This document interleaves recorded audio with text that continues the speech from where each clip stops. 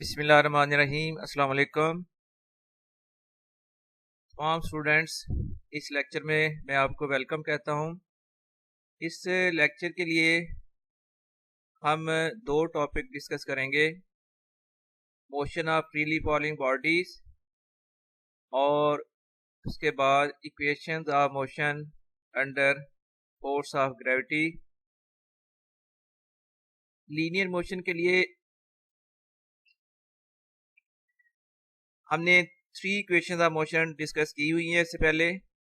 तो अगर कोई बॉडी ग्रेविटी के अंडर मूव करे तो फिर इन इक्वेशन की फॉर्म क्या बनेगी, और इसके लिए कुछ इम्पोर्टेंट साइन कन्वेंशंस हैं, साइन रूल्स हैं जो मैं इस लेक्चर में आपको एक्सप्लेन करूंगा। तो अल्लाह ताला के नाम से अब ये लेक्चर स्टार्ट किया जाता है। आपने तमाम पॉइंट्स को गौर से सुनना है। इंशाल्लाह ताला आपके सारे पॉइंट्स जो हैं क्लियर होंगे। तो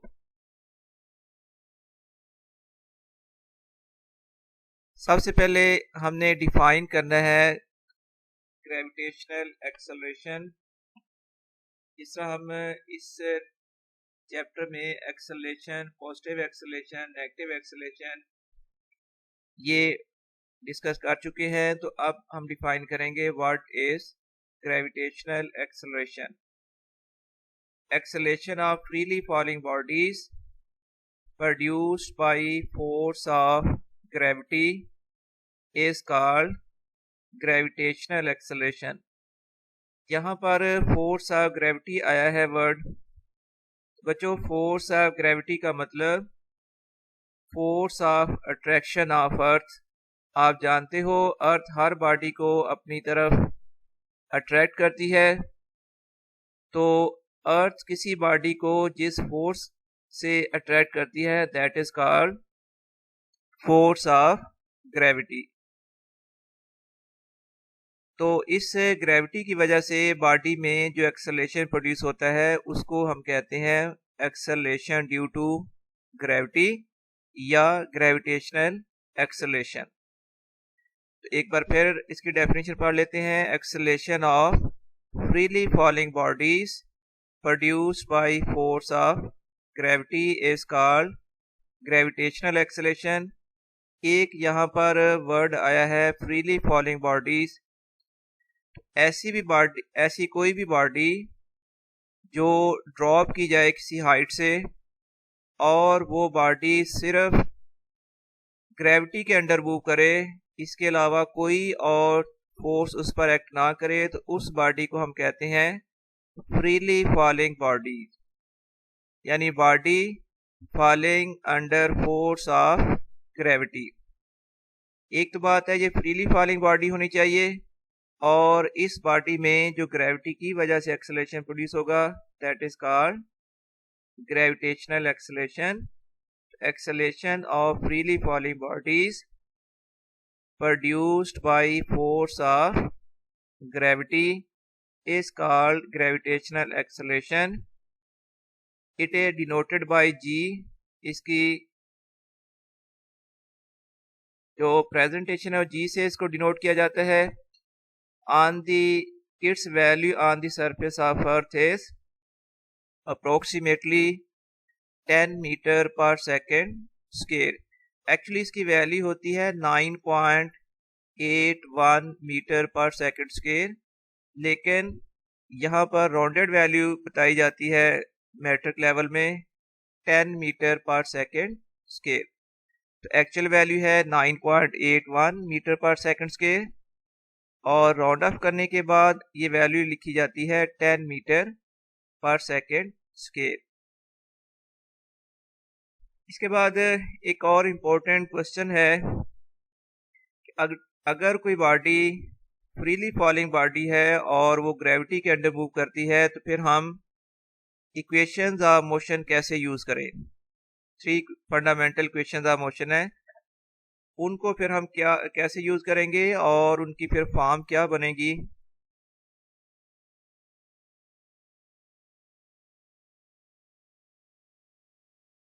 तो what will be the form of equations of motion under force of gravity. ये मैं एक्सप्लेन करता हूँ यहाँ पर। 3 equation of motion are, first equation of motion है V F equals to we I plus A T. Second equation of motion है S equals to we I T plus half A T square. इसमें S जो है वो होता है distance, V I नीचे velocity, a acceleration और t है टाइम इंटरवल। इसके बाद थर्ड इक्वेशन ऑफ मोशन होती है 2as equals to v f square minus v i square.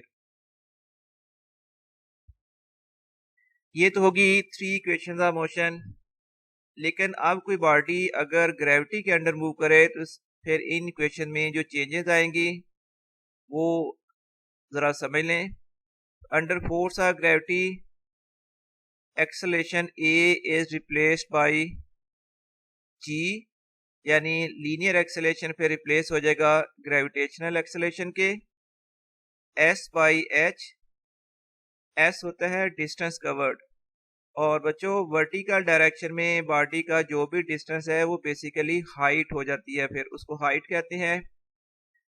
इसलिए अब डिस्टेंस कवर्ड की बजाय एस की बजाय हम लिखेंगे हाइट। तो फिर first equation of motion under force of gravity बन जाएगी v f equals to we I plus अब आ जाएगा जी टी, ए की बजाय जी लिखा गया है। सेकेंड इक्वेशन ऑफ मोशन बनेगी एस की बजाय हम लिख देंगे height h equals to we I T plus half A T square, half g t square sorry. और थर्ड इक्वेशन ऑफ मोशन बन जाएगी 2gh equals to v f square minus v i square. तो ये है अब equation of motion under force of gravity, या हम यू कह लेंगे equation of motion for freely falling bodies. इसके बाद कुछ यहाँ पर साइन रूल्स अप्लाई करने पड़ेंगे। उसकी वजह ये है कि acceleration due to gravity positive या नेगेटिव हो सकता है, तो फिर उसके लिए हम इन इक्वेशन में कुछ साइन कन्वेंशन यूज करेंगे, वो भी आप अंडरस्टैंड कर लें।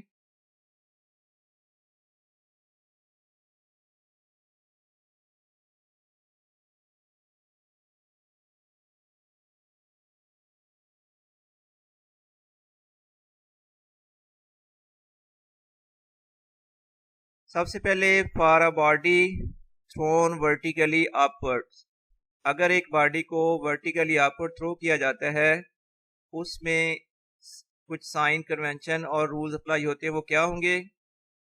देखिए बच्चों, जब की बॉडी वर्टिकली अपवर्ड थ्रो की जाएगी तो वो ग्रेविटी के अगेंस्ट मूव करेगी। फोर्स ऑफ ग्रेविटी की डायरेक्शन होती है डाउनवर्ड, और कोई बॉडी फोर्स के अगेंस्ट मूव करेगी तो उसकी वेलोसिटी डिक्रीज होगी। अब जब वर्टिकली मूव करते हुए अपवर्ड मूव करते हुए बॉडी की वेलोसिटी डिक्रीज होगी तो डिक्रीजिंग वेलोसिटी के केस में एक्सेलरेशन फिर नेगेटिव हो जाएगा। इसलिए जी की वैल्यू ली जाएगी -10 metre per second square. Gravitational acceleration g will be negative due to decrease in velocity. ये उस वक्त होगा अगर कोई बॉडी वर्टिकली अपवर्ड थ्रो की जाएगी। और बच्चों दूसरी बात कि जब की बॉडी वर्टिकली अपवर्ड मूव करेगी तो उसकी वेलोसिटी डिक्रीज होती जाएगी। डिक्रीज होते होते हाईएस्ट पॉइंट पर पहुंचकर उसकी फाइनल वेलोसिटी हो जाएगी 0। ठीक हो गया। ये दो रूल्स आपने यूज करने हैं। एक तो अपवर्ड बॉडी के लिए, अगर कोई बॉडी वर्टिकली अपवर्ड मूव करे उसके लिए एक्सेलरेशन -10 मीटर पर सेकंड स्क्वायर यूज करना होगा, और उसकी फाइनल वेलोसिटी 0 कंसीडर की जाएगी। इसके अगेंस्ट अगर कोई बॉडी वर्टिकली डाउनवर्ड मूव करे उस बॉडी को कहते हैं freely falling body. For a body falling freely, अब डाउनवर्ड अगर कोई बॉडी फॉल करेगी तो डेफिनेटली वो फोर्स ऑफ ग्रेविटी की डायरेक्शन ही में मूव करेगी। इस केस में बॉडी की वेलोसिटी इंक्रीज होती है, और जब किसी बॉडी की वेलोसिटी इंक्रीज हो उसका फिर एक्सेलरेशन पॉजिटिव होगा। Gravitational acceleration g will be positive due to increase in velocity. तो फ्रीली फॉलिंग बॉडी के लिए यानी डॉर्मट फॉल करते हुए बॉडी के लिए g की वैल्यू अब ली जाएगी 10 मीटर पर सेकेंड स्क्वायर। और दूसरी चीज, अगर कोई बॉडी को ड्रॉप किया जाता है तो उस वक्त उसकी इनिशियल वेलोसिटी होती है 0। इनिशियल वेलोसिटी विल बी 0, तो इसका मतलब फ्रीली फॉलिंग बॉडी के लिए इनिशियल वेलोसिटी 0 कंसीडर की जाएगी। एक बार मैं फिर इसको रिवाइज कर देता हूँ। वर्टिकली अपवर्ड अगर किसी बॉडी को थ्रो किया जाएगा उसका एक्सेलरेशन -10 मीटर पर सेकंड स्क्वायर और फाइनल वेलोसिटी 0। इसी तरह फ्रीली फॉलिंग बॉडी के लिए यानी अगर किसी बॉडी को ड्रॉप किया जाए किसी हाइट से और वो बॉडी ग्रेविटी की ही अंडर मूव करे, देन उसका एक्सेलरेशन हो जाएगा +10 मीटर पर सेकंड स्क्वायर, और इस फ्रीली फॉलिंग बॉडी के लिए इनिशियल वेलोसिटी 0 हो जाएगी। उम्मीद है बच्चों जो चीज़ मैं आपको एक्सप्लेन करना चाह रहा था आप समझ गए होंगे। ये कुछ साइन रूल्स हम यूज़ करेंगे, इक्वेशंस ऑफ मोशन को यूज़ करेंगे जब हम न्यूमेरिकल प्रॉब्लम सॉल्व करेंगे, तो वहाँ पर इक्वेशंस और इनके जो रूल्स आपको बताए गए हैं ये आपने याद रखने हैं, वहाँ पर इनको यूज़ किया जाता है। और उम्मीद है आपको अच्छी तरह समझ आ गई होगी। इसके साथ ही लेक्चर कंप्लीट करते हुए मैं अब आपसे इजाज़त चाहूँगा। अल्लाह हाफिज़।